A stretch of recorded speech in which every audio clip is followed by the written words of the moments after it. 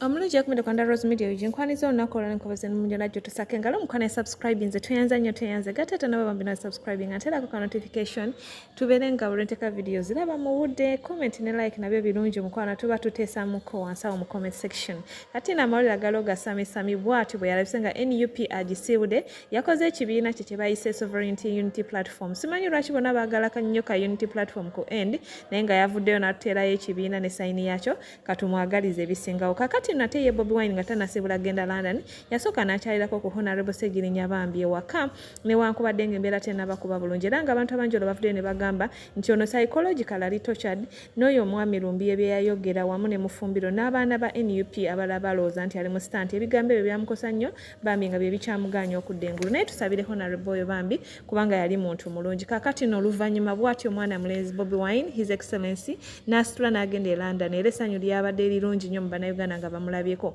wabula nno tamanyi nti wabadde wakatego aba BBC ke babadde bamulindiddeko babazungu nga bamulinze nga bagala omubuuza kwebyo bye yayogera mu luyimba lwe olwali lwamuweresa okuddamu ogenda e London babadde bamubuuza ki kyalowooza ku bisiyaga n'oluyimba lwe yayimba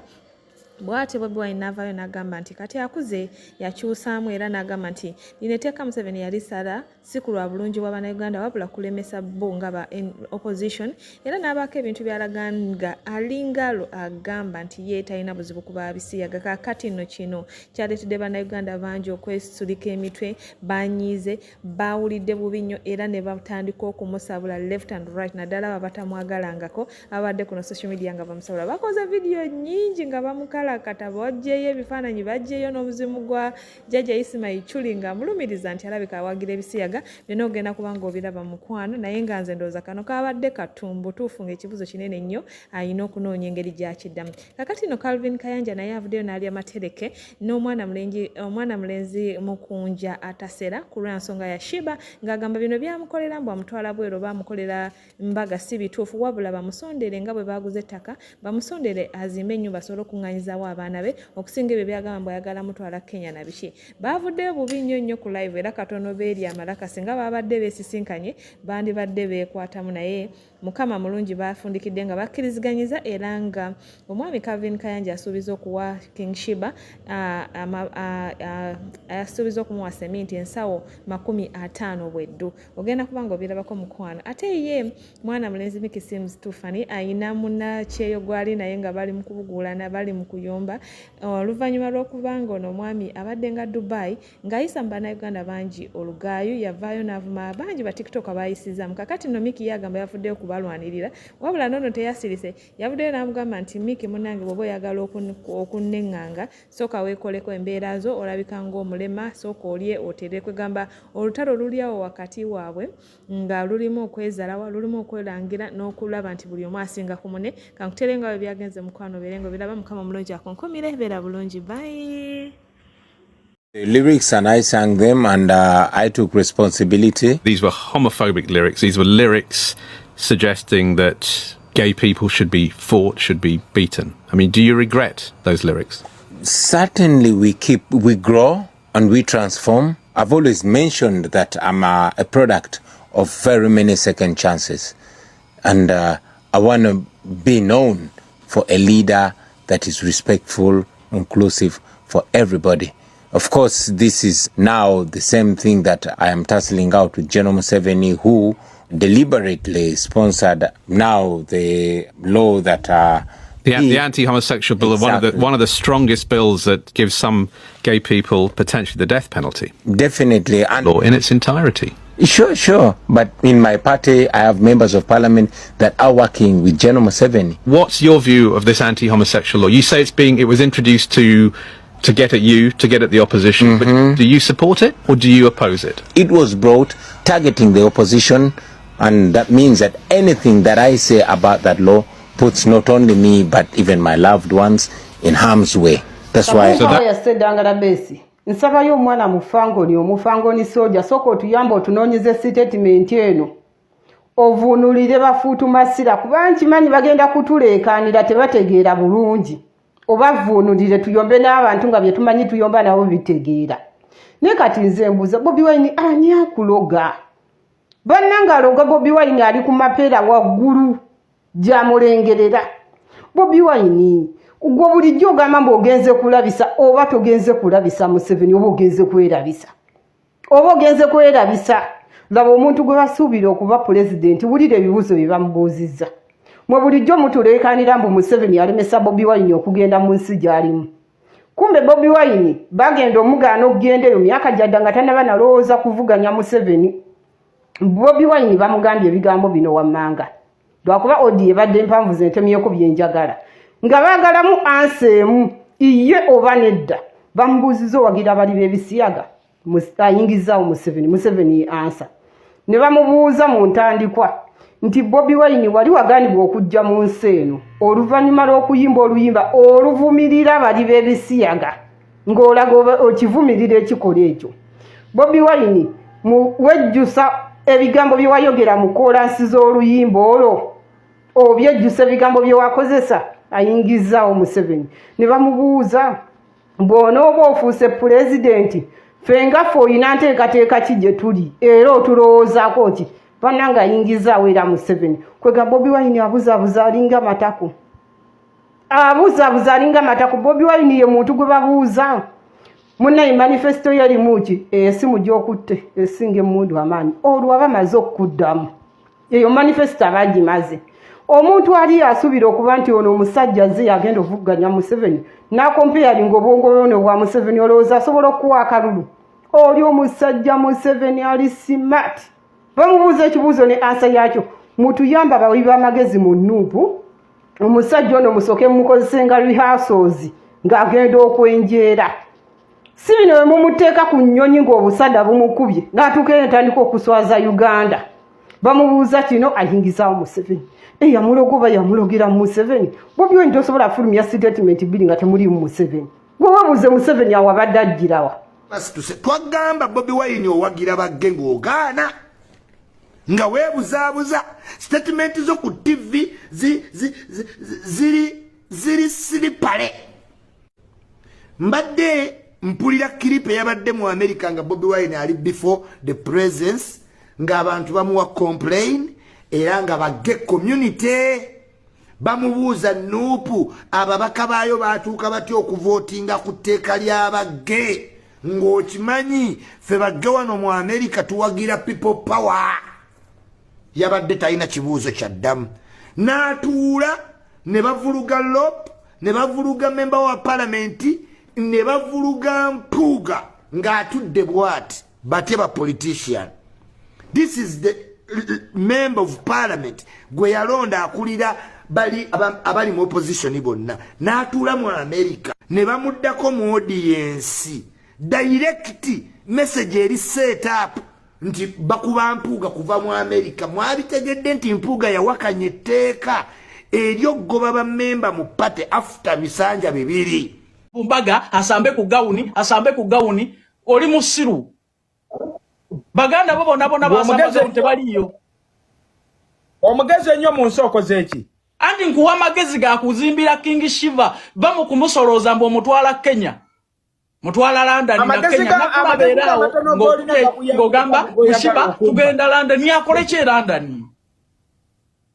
soloza abantu we yali agende kuzimbira nyumba nga nange mwendi kubanku wado obusawo 10 yago bwa seminti bwogwa akenjaga era wange ku office wali wakuma akapima enjaga wojire wange ngolike enjaga gwe binnyo tugenda kutwala butabika Lompita binyo siria wo mere siria wo buli music wo wapata nolete live nkomezaawo King Shiba buli lwo mutadda ku myala siriangako wo omuntu gwoyambye mu muta abako step ku wamuteeka step kijoba wamuteekako nga buli lwo muta nawe bayamba wabateeka ku step ki baba mukuliza tamayina gye bali just because nti talina kayumba mu nsi olumye okudda wano gamba nti Kayanja ontusupportinze otetuzimbire Shiba oli mukwasamirira mbumbaga simanyi mikolo dashi bwe bagimukoledde teyadduse omale wano enkyokute ogambe Shiba nemye Shiba mukoye Shiba simanyi biki simanyi anvuma omulekaawo omute addeyo ku myala naye nga ssente zonna wazicyakalanga mu bucakali sebo tetugenda kukkiriza era nendaba ekikwago gwagwe ekisiru ekisondera Mukunja bwakola mbaga simanya atwala ono Kenya ushakala nategeka yagala nagenda Zanzibar sondera omuntu okuyambika bukola amakulu Alvin byonna tubyogere tonja Samia boy tonja Samia njivuga n'empulira mu boy byombuulira mbu simanyi muli baana b'abakulu simanyi mukola mutya boy njivuga njagala kubuulira kino kola ebintu ebintu ebyokukyalo ono olemenga kumukakaddeyo kumwala nze situma neetuukire era neetuukidde kutuuza tetwagala kuyamba naffe kituluma byomulaba tusula tumumanyi Posha mukazi yazimba asula uwe kutaka lye oyo omu Wini wa mami mwana muto 18-17 apangisa ani omulala nze ndeka tojja kunsobola jasimvuddeyo ku lwabalala nkuyiseemu eggaali lwansonga nkusobola nakugambye nkusobola nkusinga buli kimu ne woyagala twesange wa nakugambye ne we tuba twesanga wa nsobola n'okkukuba byonna mbisobola wavuma Brisha Cash apangise uwa asula bulungi wavuma Zaira be wenzula mbwe motoka eno teri manyako buladi sigenda kuvaako Katonda akuveemu wavuma Fibi toyina ky'omusinga sigenda mwogerako wavuma Lama abadde akusinga okubeera obulungi vako ebyo byabadde akola bikomedi simane yeteeka ati mu firiji simanya biki muvubuka abadde ali bulungi ng'alina omukazi era wa myaka gye wavuma aviator kamuleke togenda mutuukako at any point ebweru tasula mu bed space ngenda kusookera eri bweru gye mubeera kambireke ebyo sigenda byogerako mukama nsonyi aviator tumuleke togenda kumusobola wavuma Ashakama awo njagala mbeerewo nnyo wavuma Sefuko tomusobola ne Sefuko tomusobola muleke asula bulungi ayine mmotoka bwogikeberako gikebereke eri manyage kati nkujira Ashakama yensonga lwaki njagala mbeere ku Ashakama nze mbadde ngamba nti obusungu bwakozesezza okola comment eyo wali sose buteeka ku mukazi wo Bash oyo gwe bayita Bash wa fane to be funny sima fane to funny wali sose n'onyiigira mukazi wo okwekola ebyekisiru we mwayawukana najja ku social media ne yetunuzaamu kamera n'atugamba nti 1 tewali klasi ye 2 n'atugamba wali musiiwuufu kyakubiri mbuye high maintenance wali tomusobola ezo video ne kati nkyazirina si bigambo byange si bigambo by'abaana ba TikTok si ate wadde kirama si kyagala si bigambo bya Rama wadde Sefuko simwagala si bigambo bya Sefuko ebyo bigambo byava mu oyo mukazi wo n'atubuulira nti gwali klasi ya wansi nga webeera mmotoka oyo Bashi yali zino ze bayita zi fuel gazira osegedde emmotoka ez'empiira eminene kati ate nga gwembunga gwoli vitiizi kati obadde tokimanyi ne kino kankigambe nti abakyotala bw'oba ensawo togyekakasa tomweregangamu abakyotala babayita ba high maintenance basiika ne butto basobola omusiika osobola okusanga nga butto amukozesa okusiika butto ontegedde kati bwebiba bino ebyaffe bino ebyanneeyiya simanyi nyina kwambala bino ebikooti byoyambala ebyo ng'olina kwambala bikooti okufuna ssente n'oyambala empale ezirimu oluwuzi muganda wange oyo omwana oba tomusobola kyakubiri nga tonnanyiigira nze sooka weebuuze lwaki omukazi baali bamukubbako bwe kiba nga ensonga ziri ze yatugamba zaali ntuufu nti wali musiiwuufu please Mickey I can advise you bwana fane to be funny please lya nnyo naye sijja kugamba kulya nnyo kubanga si nti oli munaku Mickey to be honest saagala kuteekako linnya bbi akasente okayinamu ak'ekivubuka ng'era bw'omanyi ebyekivubuka era akasente kakumala okulyako n'olabikako bulungi naye Mickey soka weebuuze lwaki emmere gy'oli eragawa that is one you see there are some people nga tebasobola kunyirira ekyo obadde tokimanyi era gwe bw'oba owakana genda obuze Ronald Mayinja nze omusajja gw'oliko ndi hybrid oba oyagala nkikuddiremu nze ntukulamuko era nja kukaluubiriza fe abasajja be bazaala ku Sande kati gubova eri noneereegamu n'oŋŋamba nti ndi munaku akina simanya nvuga uba muganda wange amunonti hiya tukunnyonnyola biki byenkola na ssente mmeka zenfuna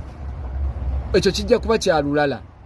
naye sooka okole ku ndabikayo because most of the people bagamba oli mulema olina obubegabega obuli bwe buti bulinga hanga obukono tebwenkana totegerekeka bw'otambula oyina entumba oyina emba zakugwamu. Those are the things you're supposed to work on. Ebyo byoba osooka okukolako osooka oneereegemu. Yeeriisa yeetambuza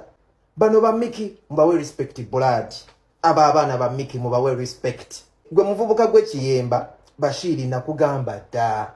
nti wa failing iwe failure from Dubai. Bashiri tosobola kudda Uganda n'otandika kumanyira abaana bali Uganda abaana boolabaawo ku ground nga Yesu zange nyumba agirina nga yiye nga ina akamotoka kaba abaana ba Mickey bawo respect. I respect Mickey so much.